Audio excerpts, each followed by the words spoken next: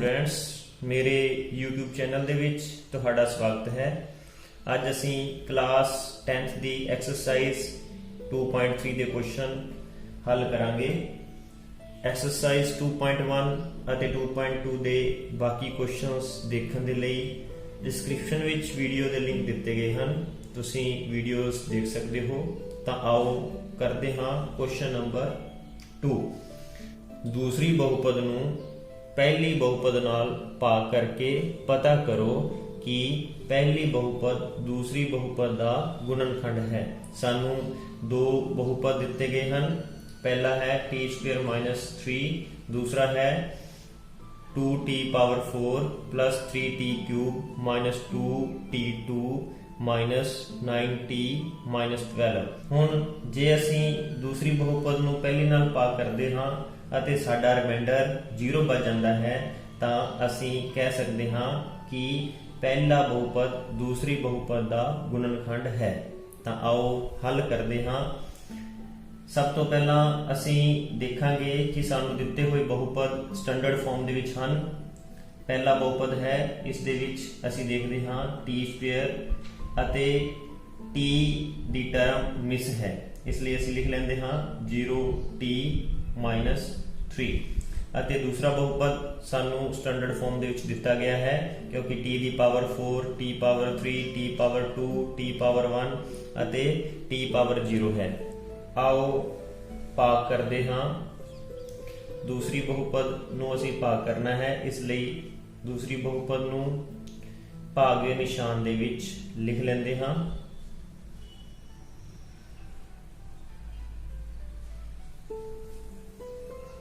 पहली बहुपद t² plus 0t - 3।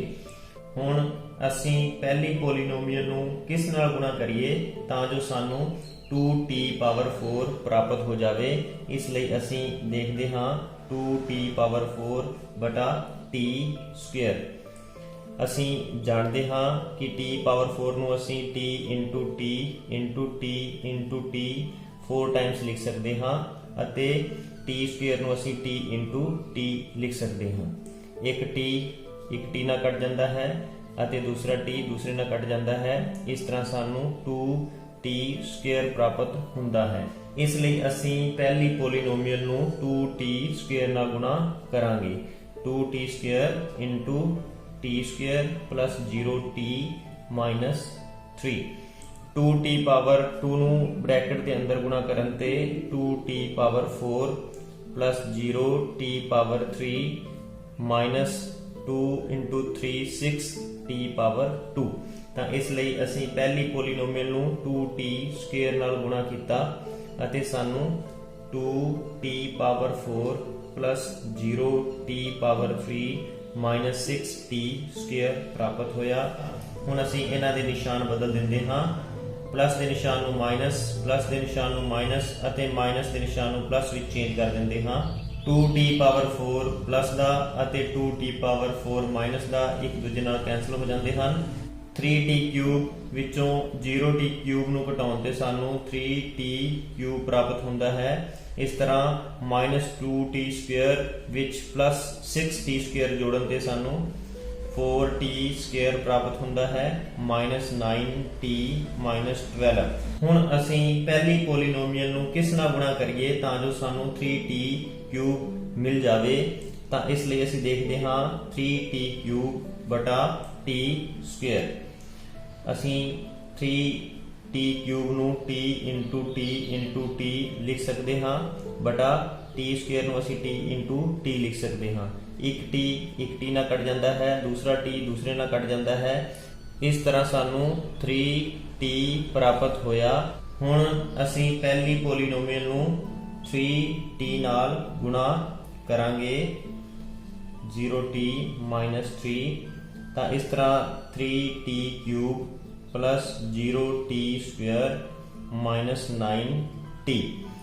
ਅਸੀਂ ਪਹਿਲੀ ਪੋਲੀਨੋਮੀਅਲ ਨੂੰ 3t ਨਾਲ ਗੁਣਾ ਕੀਤਾ, ਇਸ ਲਈ ਅਸੀਂ ਲਿਖ ਲੈਂਦੇ ਹਾਂ 3t ਅਤੇ ਸਾਨੂੰ 3t³ plus 0t² - 9t ਪ੍ਰਾਪਤ ਹੋਇਆ। ਹੁਣ ਅਸੀਂ ਨਿਸ਼ਾਨ ਬਦਲ ਦੇਵਾਂਗੇ। 3t ਦੀ ਪਾਵਰ 3 ਮਾਈਨਸ 3t ਦੀ ਪਾਵਰ 3 ਕੈਂਸਲ ਹੋ ਜਾਣਗੇ। 4t ਸਕੁਅਰ ਵਿੱਚੋਂ 0t ਸਕੁਅਰ ਨੂੰ ਘਟਾਉਣ ਤੇ 4t square minus 9t plus 9t ਇਹ ਕੈਂਸਲ ਹੋ ਜਾਂਦੇ ਹਨ ਅਤੇ ਮਾਈਨਸ 12। ਹੁਣ ਅਸੀਂ t square plus 0t minus 3 ਯਾਨੀ ਪਹਿਲੀ ਪੋਲੀਨੋਮੀਅਲ ਨੂੰ ਕਿਸ ਨਾਲ ਗੁਣਾ ਕਰੀਏ ਤਾਂ ਜੋ ਸਾਨੂੰ 4t ਸਕੁਅਰ ਪ੍ਰਾਪਤ ਹੋ ਜਾਵੇ। ਇਸ ਲਈ ਅਸੀਂ 4t ਪਾਵਰ 2 ਬਟਾ t ਸਕੁਅਰ ਲਿਖਦੇ ਹਾਂ। ਇਸ ਤਰ੍ਹਾਂ t ਸਕੁਅਰ ਨਾਲ t ਸਕੁਅਰ ਕੱਟ ਜਾਂਦਾ ਹੈ ਅਤੇ ਸਾਨੂੰ 4 ਪ੍ਰਾਪਤ ਹੁੰਦਾ ਹੈ। ਪਹਿਲੀ ਪੋਲੀਨੋਮੀਅਲ ਨੂੰ 4 ਨਾਲ ਗੁਣਾ ਕਰਨ ਤੇ ਇਸ ਤਰ੍ਹਾਂ ਅਸੀਂ ਪਹਿਲੀ ਪੋਲੀਨੋਮੀਅਲ ਨੂੰ 4 ਨਾਲ ਗੁਣਾ ਕੀਤਾ ਅਤੇ ਸਾਨੂੰ 4t square plus 0t minus 12 ਪ੍ਰਾਪਤ ਹੋਇਆ। ਅਸੀਂ ਨਿਸ਼ਾਨ ਬਦਲ ਦਿੰਦੇ ਹਾਂ। 4t square minus 4t square ਨਾਲ ਕੱਟ ਜਾਂਦਾ ਹੈ। ਮਾਈਨਸ 12 ਵਿੱਚ ਪਲੱਸ 12 ਜੋੜਨ ਤੇ ਇਹ ਇੱਕ ਦੂਜੇ ਨਾਲ ਕੱਟ ਜਾਂਦੇ ਹਨ। ਇਸ ਤਰ੍ਹਾਂ ਸਾਨੂੰ 0 ਪ੍ਰਾਪਤ ਹੋਇਆ। ਦੂਜੇ ਬਹੁਪਦ ਨੂੰ ਪਹਿਲੇ ਬਹੁਪਦ ਨਾਲ ਭਾਗ ਕਰਨ ਤੇ ਸਾਨੂੰ ਬਾਕੀ 0 ਪ੍ਰਾਪਤ ਹੁੰਦਾ ਹੈ। ਇਸ ਲਈ ਪਹਿਲਾ ਬਹੁਪਦ ਦੂਜੇ ਬਹੁਪਦ ਦਾ ਗੁਣਨਖੰਡ ਹੈ। ਪਾਰਟ ਨੰਬਰ 2 ਜਿਸ ਦੇ ਵਿੱਚ ਸਾਨੂੰ ਪਹਿਲੀ polynomial x square plus 3x plus 1 ਜੋ ਕਿ ਸਟੈਂਡਰਡ ਫਾਰਮ ਵਿੱਚ ਦਿੱਤੀ ਗਈ ਹੈ ਅਤੇ ਦੂਜੀ polynomial 3x power 4 plus 5x cube minus 7x square plus 2x plus 2 ਇਹ ਵੀ ਸਾਨੂੰ ਸਟੈਂਡਰਡ ਫਾਰਮ ਵਿੱਚ ਦਿੱਤੀ ਗਈ ਹੈ। ਤਾਂ ਆਓ ਭਾਗ ਕਰਦੇ ਹਾਂ ਦੂਜੀ ਪੋਲੀਨੋਮੀਅਲ ਜੋ ਕਿ ਸਾਨੂੰ 3x power 4 plus 5x power 3 minus 7x power 2 plus 2x plus 2 ਦਿੱਤੀ ਗਈ ਹੈ। ਇਸ ਨੂੰ ਅਸੀਂ ਭਾਗ ਦੇ ਨਿਸ਼ਾਨ ਦੇ ਅੰਦਰ ਲਿਖ ਲੈਂਦੇ ਹਾਂ ਅਤੇ ਪਹਿਲੀ ਪੋਲੀਨੋਮੀਅਲ ਜੋ ਕਿ ਸਾਨੂੰ x power 2 3x plus 1 ਦਿੱਤੀ ਗਈ ਹੈ ਉਸ ਨੂੰ ਅਸੀਂ ਬਾਹਰ ਲਿਖ ਲੈਂਦੇ ਹਾਂ। ਅਸੀਂ ਦੇਖਦੇ ਹਾਂ ਕਿ ਦੂਜੀ ਪੋਲੀਨੋਮੀਅਲ ਦੇ ਵਿੱਚ x ਦੀ ਸਭ ਤੋਂ ਵੱਡੀ ਘਾਤ 4 ਹੈ ਅਤੇ ਪਹਿਲੀ ਪੋਲੀਨੋਮੀਅਲ ਵਿੱਚ x ਦੀ ਘਾਤ 2 ਹੈ। ਅਸੀਂ ਪਹਿਲੀ ਪੋਲੀਨੋਮੀਅਲ ਨੂੰ ਕਿਸ ਨਾਲ ਗੁਣਾ ਕਰੀਏ ਤਾਂ ਜੋ ਸਾਨੂੰ 3x ਪਾਵਰ 4 ਪ੍ਰਾਪਤ ਹੋ ਜਾਵੇ। ਇਸ ਲਈ ਅਸੀਂ ਦੇਖਦੇ ਹਾਂ 3x ਪਾਵਰ 4 ਬਟਾ x ਪਾਵਰ 2। ਇਸ ਤਰ੍ਹਾਂ ਅਸੀਂ x ਪਾਵਰ 4 ਨੂੰ x into x into x into x 4 Times ਲਿਖ ਲੈਂਦੇ ਹਾਂ ਅਤੇ x ਪਾਵਰ 2 ਨੂੰ x into x ਇੱਕ x ਇੱਕ ਨਾਲ ਕੱਟ ਜਾਏਗਾ, ਦੂਸਰਾ x ਦੂਸਰੇ ਨਾਲ ਕੱਟ ਜਾਂਦਾ ਹੈ। ਇਸ ਤਰ੍ਹਾਂ ਸਾਨੂੰ 3x ਸਕੁਅਰ ਪ੍ਰਾਪਤ ਹੁੰਦਾ ਹੈ। ਇਸ ਲਈ ਅਸੀਂ ਪਹਿਲੀ ਪੋਲੀਨੋਮੀਅਲ ਨੂੰ 3x ਪਾਵਰ 2 ਨਾਲ ਗੁਣਾ ਕਰਾਂਗੇ। 3x ਸਕੁਅਰ ਨੂੰ ਬ੍ਰੈਕਟ ਦੇ ਅੰਦਰ ਗੁਣਾ ਕਰਨ ਤੇ 3x power 4 plus 9x power 3 plus 3x power 2। ਇਸ ਤਰ੍ਹਾਂ ਅਸੀਂ ਪਹਿਲੀ ਪੋਲੀਨੋਮੀਅਲ ਨੂੰ 3x ਪਾਵਰ 2 ਨਾਲ ਗੁਣਾ ਕੀਤਾ ਅਤੇ ਸਾਨੂੰ 3x power 4 plus 9x power 3 plus 3x power 2 ਪ੍ਰਾਪਤ ਹੋਇਆ।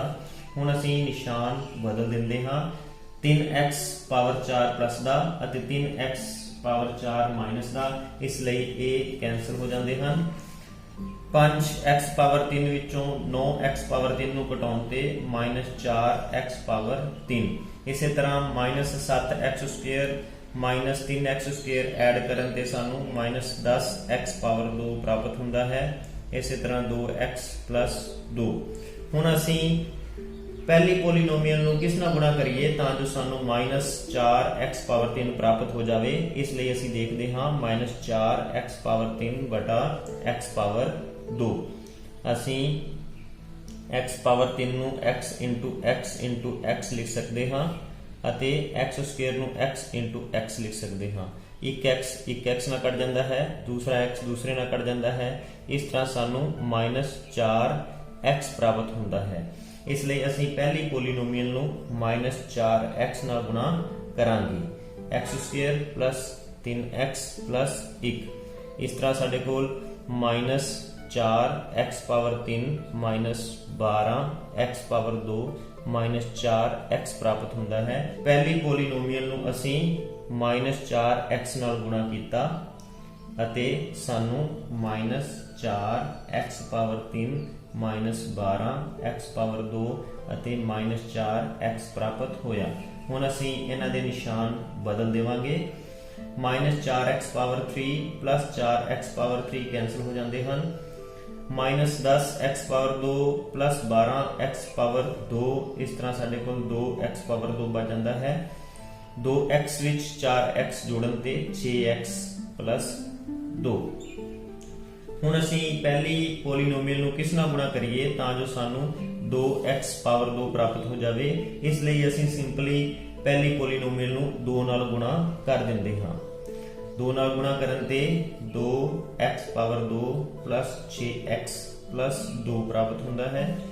निशान बदलन ते 2x square minus 2x square cancel हो जाएगा, 6x माइनस 6x कैंसिल हो जाता है, 2 विच 2 घटाउण ते 0। इस तरह सानू 0 प्राप्त होता है। क्योंकि दूजी पोलीनोमीअल नूं पहली पोलीनोमीअल नाल भाग करन ते सानू बाकी 0 प्राप्त होता है, इसलिए पहली पोलीनोमीअल दूजी पोलीनोमीअल दा गुणनखंड है। पार्ट नंबर 3 जिस दे विच सानू 2 पोलीनोमीअल्स दिते गए हैं।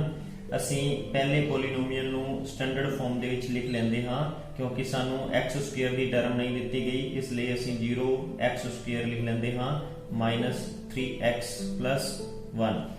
दूजी पोलीनोमीअल ਨੂੰ भी ਅਸੀਂ स्टैंडर्ड फॉर्म ਦੇ ਵਿੱਚ ਲਿਖਾਂਗੇ x पावर 5, ਸਾਨੂੰ x पावर 4 नहीं ਦਿੱਤੀ गई, इसलिए 0x power 4 minus 4x power 3 plus x power 2 plus 3x plus 1।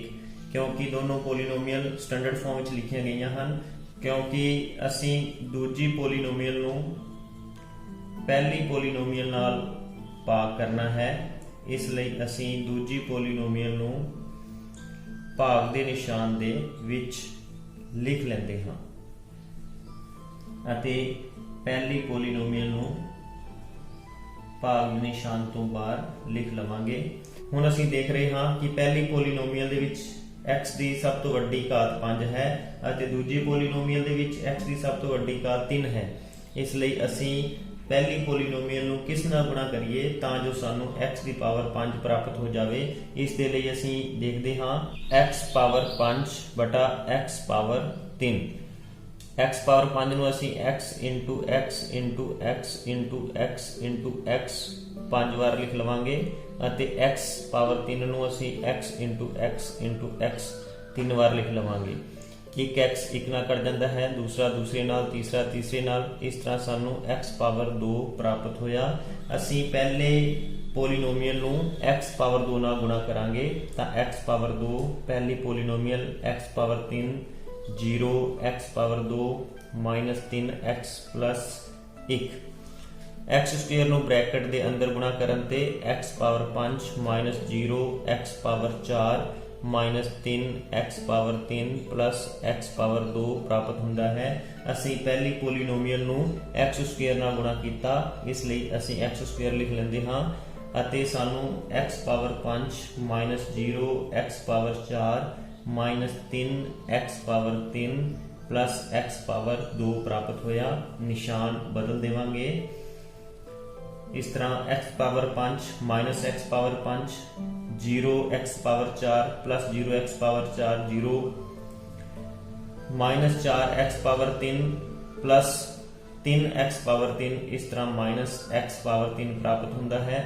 x power 2 plus का x पावर 2 माइनस का 3x प्लस 1। ਹੁਣ ਅਸੀਂ पहली पोलीनोमीअल ਨੂੰ किस ਨਾਲ गुणा करिए ਤਾਂ जो ਸਾਨੂੰ माइनस x पावर 3 प्राप्त हो जाए। इसलिए ਅਸੀਂ लिखते हाँ माइनस x पावर 3 बटा x पावर 3। इस तरह x पावर 3 नाल कट जाता है, माइनस 1 प्राप्त होया। ਹੁਣ ਅਸੀਂ पहली पोलीनोमीअल ਨੂੰ माइनस 1 नाल गुणा करांगे तो इस तरह सानू minus x power 3 plus 0 x power 2 plus 3x minus 1 प्राप्त होया। असी पहली पोलीनोमीअल नू माइनस 1 नाल गुणा किया, minus x power 3 plus 3x minus 1। निशान बदलन ते plus minus x power 3 plus x power 3 cut जाता है, 3x माइनस 3x कट जाएंगे, 1 प्लस 1 2 ਕਿਉਂਕਿ ਸਾਨੂੰ ਬਾਕੀ 2 ਪ੍ਰਾਪਤ ਹੋਇਆ ਹੈ, ਇਸ ਲਈ ਦੂਜੀ ਪੋਲੀਨੋਮੀਅਲ ਪਹਿਲੀ ਪੋਲੀਨੋਮੀਅਲ ਦਾ ਗੁਣਨਖੰਡ ਨਹੀਂ ਹੋਵੇਗੀ, ਕਿਉਂਕਿ ਗੁਣਨਖੰਡ ਹੋਣ ਲਈ ਬਾਕੀ 0 ਪ੍ਰਾਪਤ ਹੋਣਾ ਚਾਹੀਦਾ ਸੀ।